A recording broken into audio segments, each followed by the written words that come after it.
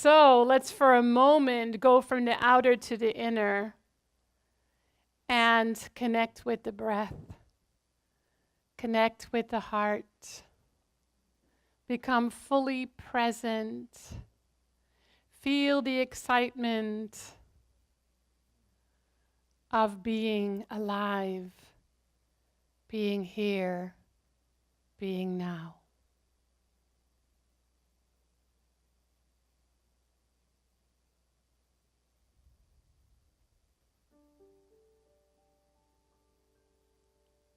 The sun is breaking through the clouds, finally. We knew that would happen at some point. Mother Nature is at its greenest again.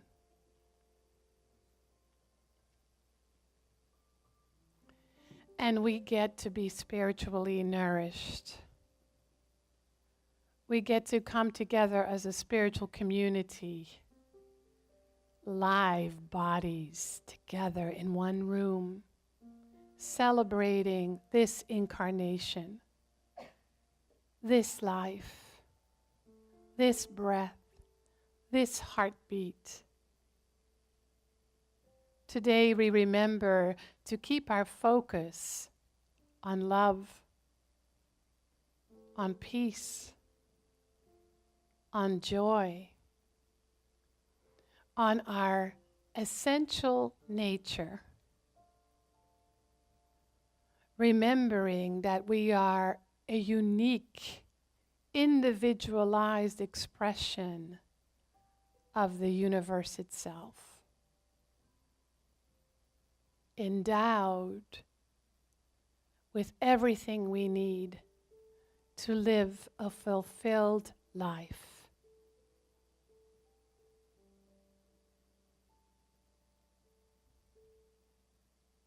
So today we remember together that fulfillment relates to where our attention is. And so we remember to keep it clear, keep it truth-filled, and keep it on what we love.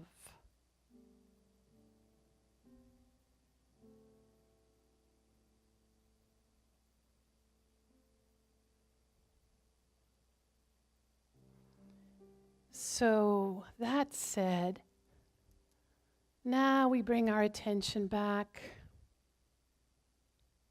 And if you wish, you may open your eyes.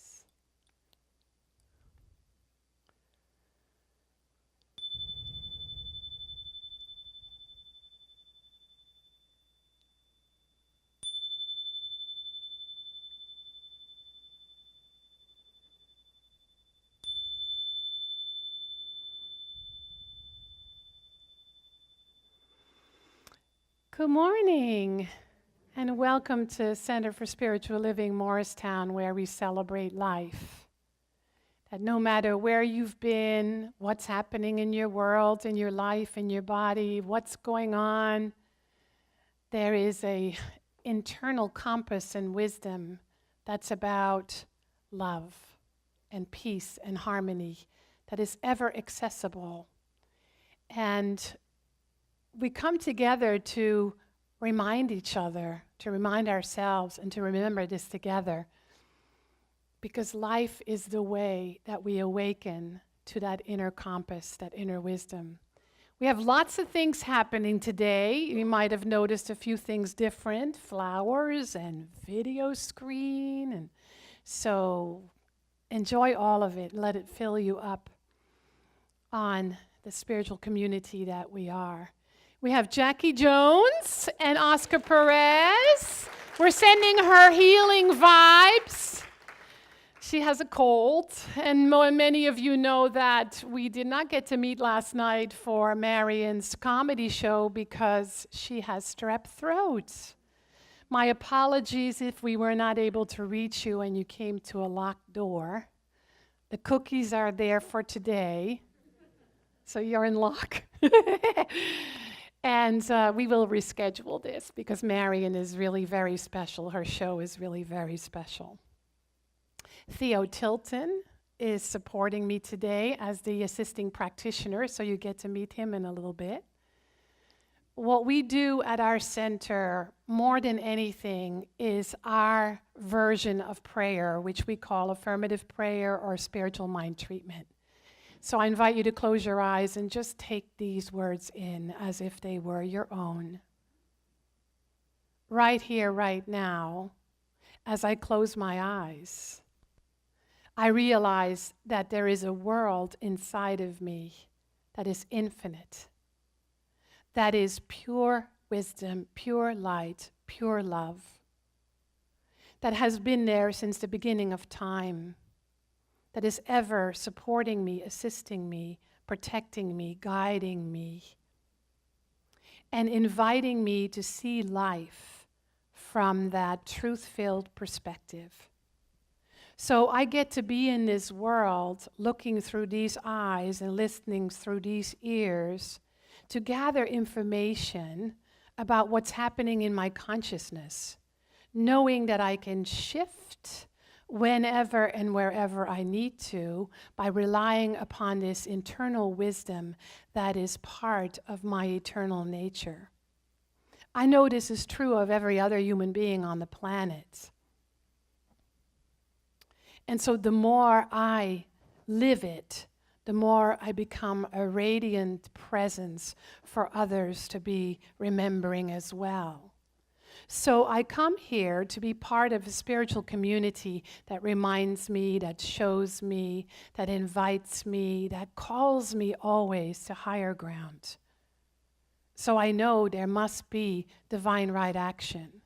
And I know this must be a beautiful gift that the universe is handing me. I use this gift well. I let it be a great blessing. And I let today be a great blessing. And so it is.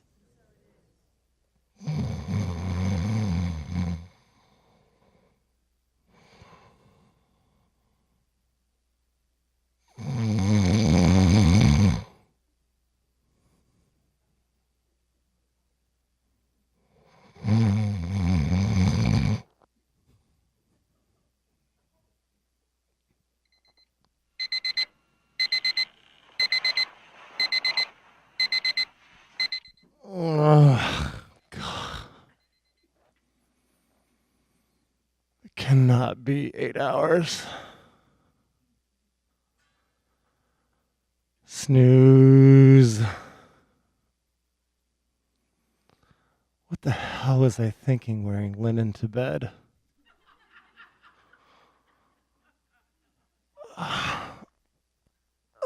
Every bone aches. What were you thinking when you wore that this morning? Ugh. Oh, Jesus Christ. It's gonna be one of those days again. It's awful. Ugh. Oh, the sun's out. Oh, that's not gonna last long. It's just gonna rain again. I gotta get ready for work. I'm already late. What the hell happened? An hour went by already? Ugh. Let me start over.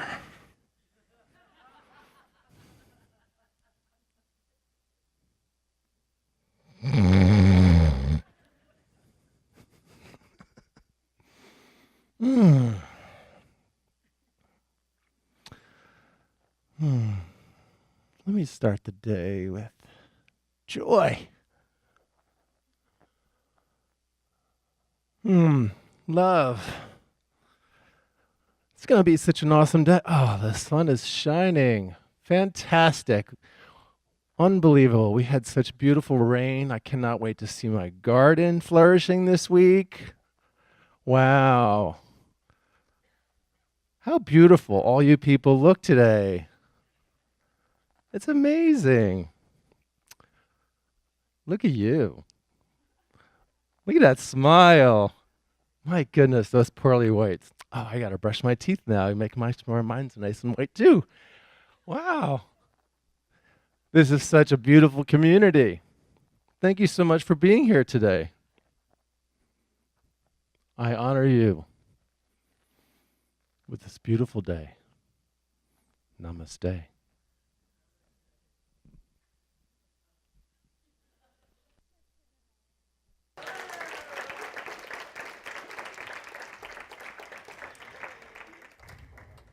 I don't know about you, but that looks familiar to me.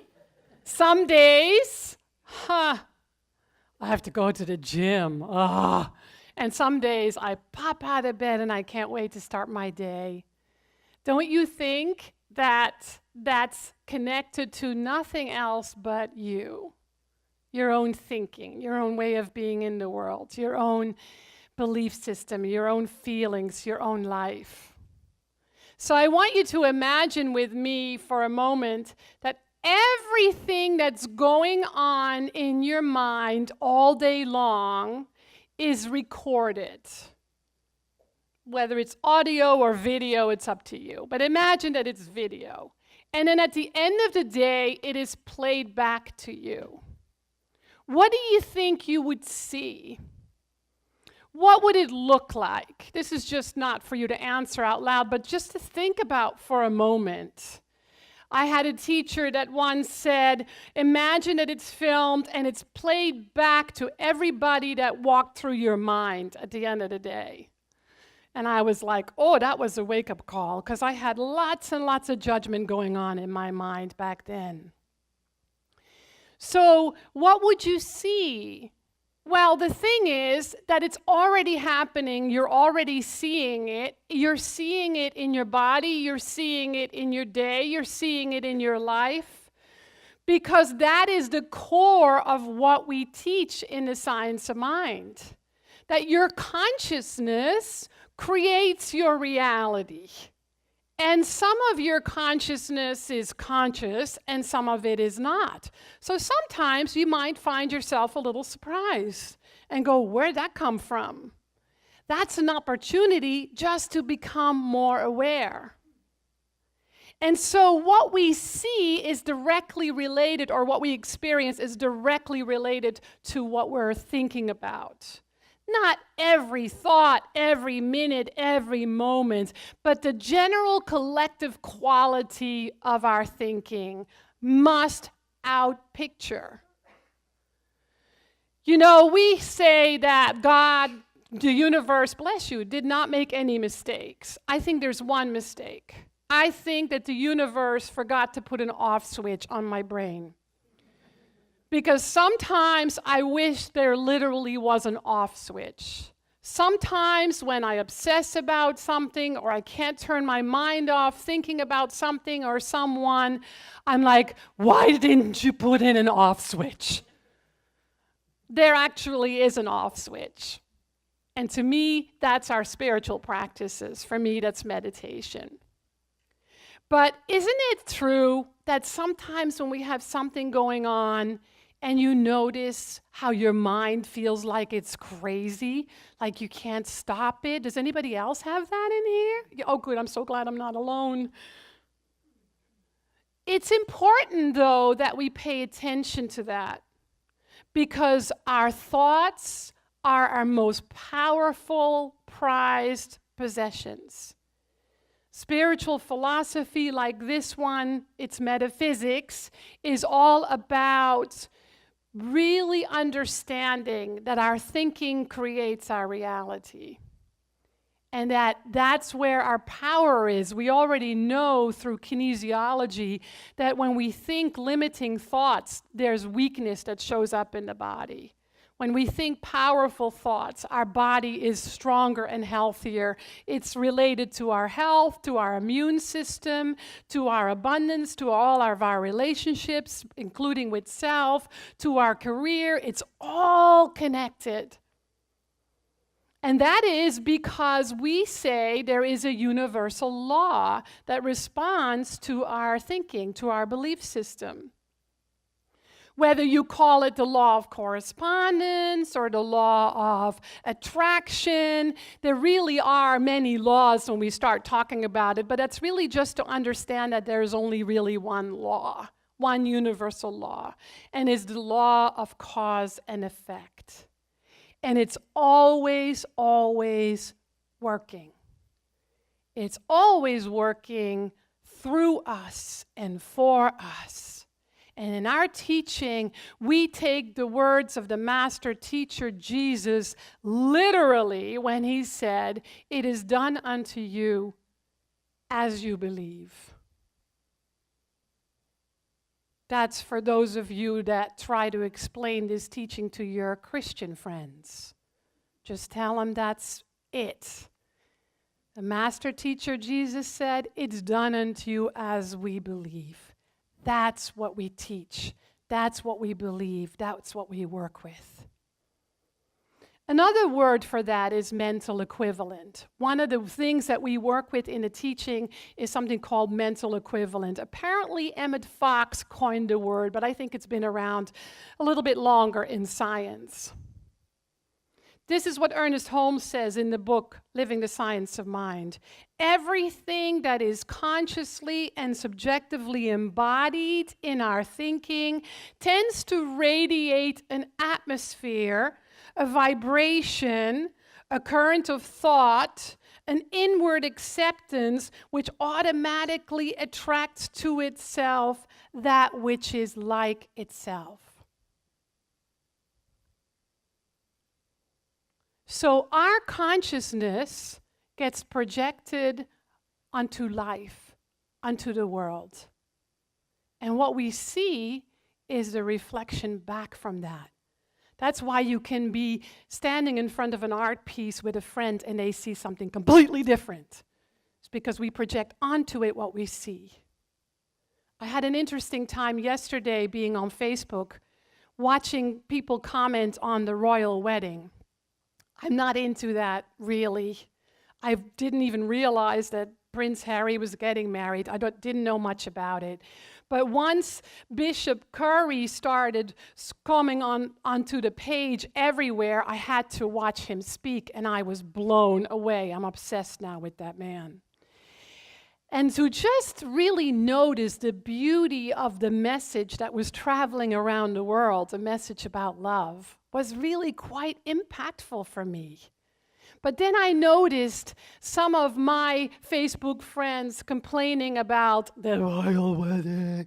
And I was like so interested in seeing this demonstrate that what people are experiencing is their own projection, their own thoughts, their own feelings, their own beliefs. And it's never about being right. It's always about, this is just my experience, right? And so mental equivalent works two ways. The first way it works is that thoughts are things. What I'm thinking creates my experience. As within, so without. What I believe is what's done unto me. Which is really about our thinking. It's about our history of thought. Let's start with birth, shall we? Going further back is just too complicated. But it's really about habit of thought. Now, I would say that everybody in here was given some kind of message when you were a child that you embodied somehow. Whether it was a life-affirming message or not so much. What is something that you learned as a child that your parents would say often that you remember today? Anybody? 'Cause I said so. Children should be seen and not heard. Life's a struggle. You're too sensitive. Be careful. What did I? Be careful. Any life-affirming ones? Finish your vegetables. Aren't you glad you know that one today? Yes, we all have some messages, right? And some of these messages have taken up a life of its own. We've embodied those messages and we live with them every day. We live from them without even questioning them. So it's important for us to notice what they are and to decide whether we're going to keep them or not. Because if we keep them, they become outpictured in our lives. And then there's the other side of the mental equivalent, which is about the subjective idea that in order for you to have a greater experience, you first have to have the subjective idea of the desired result. So if you want to create a life that is more peaceful and more harmonious, you first have to hold the idea of that, the vision of that. And you feed that, and you do your affirmations and your treatments and your meditation, and you read your books, and you change your habits. So the second way is more conscious. It's more about doing the spiritual practices that support your vision for a greater way of being in the world. It's something new when you want to experience something new. It's about creating a new habit that you have chosen because you want to have a more thriving life. It's about asking yourself, well, what do I want instead? If I don't like this, and I don't love this, and I'm not happy about this, then what do I want to create? What do I want to experience? And then you hold that, you envision that, you pray, treat for that, you meditate on that, you affirm that, and you do your life study. That's why you take workshops. That's why we have Prosperity Plus, because most people want to be more prosperous in all different ways and levels of being, so you take a class so you can learn some new ideas and some new habits, and they work. So we work with the mental equivalent as well when we have a physical challenge. This is my stack of books that I use. Glad I work out. When I have a physical challenge. So there's the most famous one, which is Louise Hay, You Can Heal Your Life. Anyone not know this book? Everybody knows that, right? There's an Edgar Cayce one that's a little weird. Then, of course, the Science of Mind textbook talks about mental equivalent. Then there's this one called The Complete Dictionary of Ailments and Diseases, and you can all come and look at this later. Then there's a Dutch one, for those of you who speak Dutch. That's a very powerful one. It says, The Key to Freeing the Self. And then this is one that a friend of mine got for me by Narayan Singh, Messages from the Body. So this is my little stack that I use when I have a physical challenge going on. I go through them and I see, does that relate? Does that fit? What is that about? Because whenever we have a physical challenge, the body is trying to tell you something. Getting the message allows for healing. That doesn't always mean curing, but allows for healing. And understanding what the body is trying to tell us is very important because it's about being conscious, being fully aware, fully awake, and fully understanding who and what you are. And so first what we do is we notice what we notice. We become aware. And then once we become aware, we make choices. Keep, discard. It's not really literally discard, it's transform, right? Because nothing can really be discarded, but it can be replaced. And it just requires a different kind of thinking, a different focus, a different attention, a shift. Just imagine, like I had you imagine earlier about your mental tapes, what's going on in your mind. Just imagine how much you talk about your problems. Now, but nobody here. We're just talking about all your siblings and your parents and your neighbors and your coworkers. Nobody here, right? All those people talking about their problems all the time. You can check in and see if you do that as well. Imagine if you put the same amount of emotion and energy into talking about what you want instead.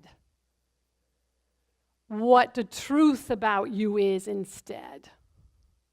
Instead of talking about not having enough money or not having enough time or the world going to hell in a handbasket, you talk about having enough money, having enough time, and knowing that the peace that you bring to your environment is the peace that must show up in the world.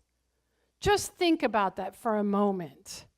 That doesn't mean you don't get to talk about your problems, because that's an important piece too. Sometimes I just need to vent and just get it out of my system. I'm finding my journal is a better place than other people, because they sometimes just run with it and then throw it back in your face when it's convenient, right?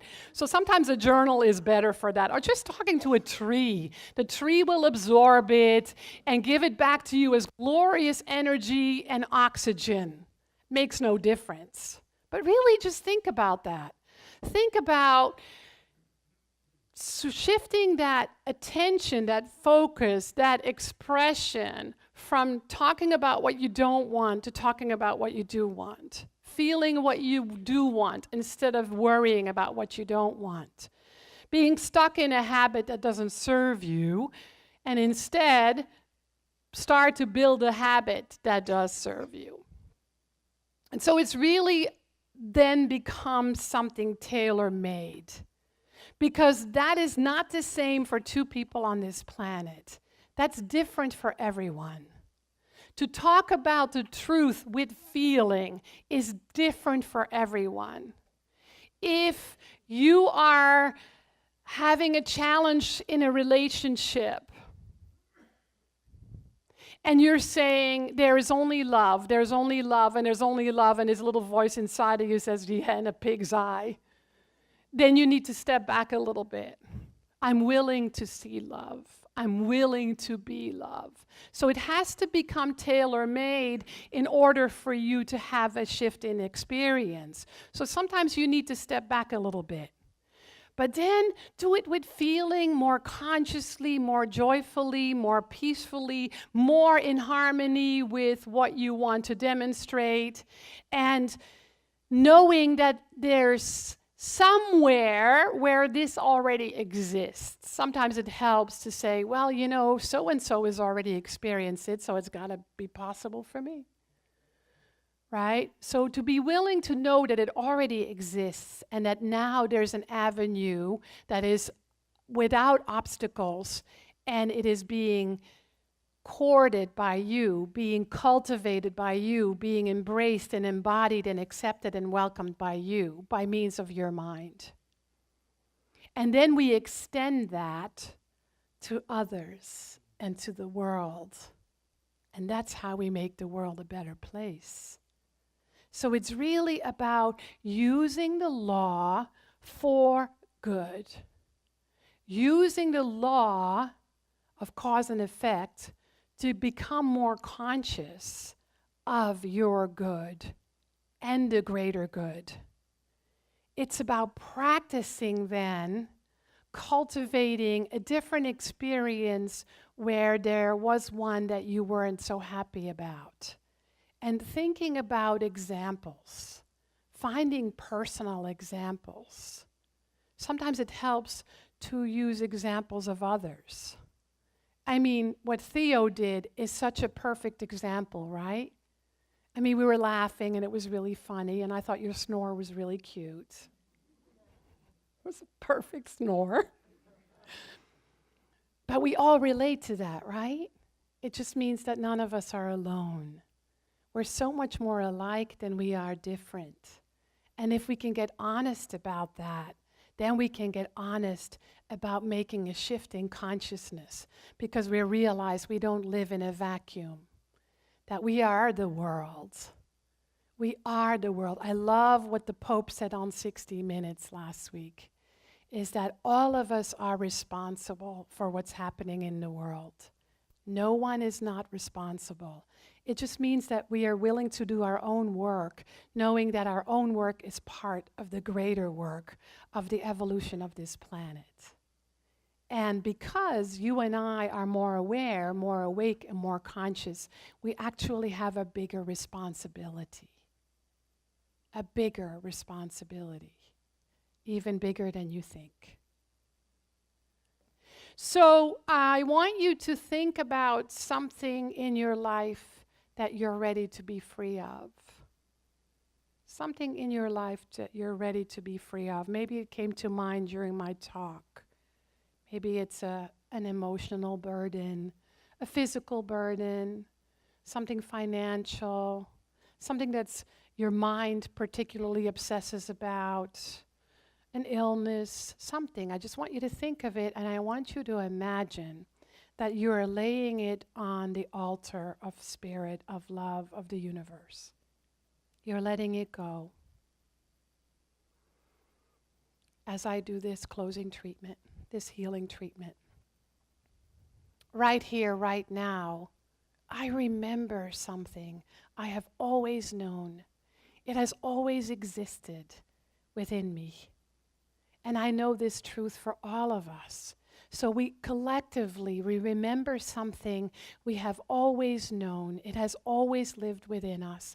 It is that we are spiritual beings, that we are infused with infinite love, infinite light, infinite wisdom. And the only reason that we might not experience more of it is because unconsciously we've said no. Or maybe we've said, I don't have enough of it. And it became our reality. Right now, we are all ready to let go of that piece of limited reality and freeing ourselves of any burden, whether it's great or small. We've already placed it on the altar of love, so love is already transforming it for us. But because we have in an imaginary way released it, we've already made room in our consciousness for a greater, more powerful experience. We let it be replaced with what we really desire, whether that is the direct opposite or something new. We are each ready in our own way. Now we commit to speaking about, thinking about, feeling about, playing about, whatever about, in a way that allows for the new habit, a new way of being, a new form of health, wealth, love, creative self-expression to be revealed. And because our attention is on it already, from a truth perspective, the universe is working it in a way that we are surprised and excited and happy and blessed. Knowing this allows for the universal law to establish the mental equivalent for us that is about freedom and greater self-expression.